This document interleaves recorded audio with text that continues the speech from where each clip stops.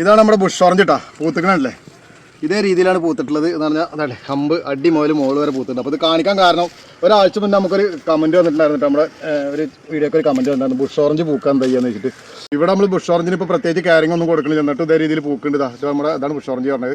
അപ്പോൾ ഇത് പുളിയും കാരണം നമുക്ക് ഉപയോഗശൂന്യമായിട്ടുള്ള തോന്നിയ കാരണം കൂടുതൽ വളങ്ങളും കൊടുക്കുന്നില്ല. ഇത് നമ്മൾ ചെയ്യേണ്ടത് എന്താ വെച്ചാൽ മഴ തുടങ്ങുന്ന സമയത്താണ് ചെയ്യേണ്ടിരുന്നത്.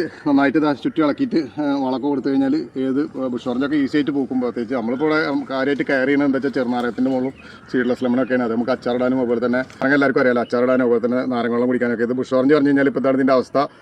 സാധാരണ ഓറഞ്ചിൻ്റെ പോലെ മുന്നേ ഒരു 2-3 കുറേ വീഡിയോ ഞാൻ ചെയ്തിട്ടുണ്ട്. ഇത് മണപ്പിക്കാൻ മാത്രമേ പറ്റുള്ളൂ. ജ്യൂസ് അടിച്ച് കഴിക്കാനും പറ്റും, പക്ഷെ നല്ല വായിൽ വെക്കാൻ പറ്റാത്ത പുളിപ്പാണ് ഇതിനിട്ടാ. അതുകൊണ്ട് നമ്മൾ കൂടുതൽ കെയർ ചെയ്യാറില്ല, എന്നാലും ഇവിടെ നന്നായിട്ട് പൂക്കും കായ്ക്കൊക്കെ ചെയ്യുന്നുണ്ട്. അപ്പോൾ നമ്മൾ ഇത്രയും മരത്തിങ്ങളുടെ ഇടയിൽ ഒരു ബുഷ് ഓറഞ്ച് വെറുതെ വെച്ച് കൊടുത്താൽ അധികം സ്ഥലമൊന്നും വേണ്ട. നമ്മൾ വീട്ടിലൊക്കെ ഫ്രണ്ടിൽ വെക്കാൻ പറ്റിയൊരു സാധനമാണ് ബുഷ് ഓറഞ്ച്. നല്ല കുറ്റിച്ചെടിയായിട്ട് വളരും. അതുപോലെ തന്നെ നിറയെ നാരങ്ങ ഉണ്ടാവും കേട്ടോ. ഇതിലൊക്കെ ഇഷ്ടംപോലെ നാരങ്ങ ഉണ്ടായിരുന്നു. അപ്പോൾ സംഭവം അടിപൊളിയല്ലേ? ഇഷ്ടപ്പെട്ട ലൈക്ക് ചെയ്യട്ടെ. ബൈ.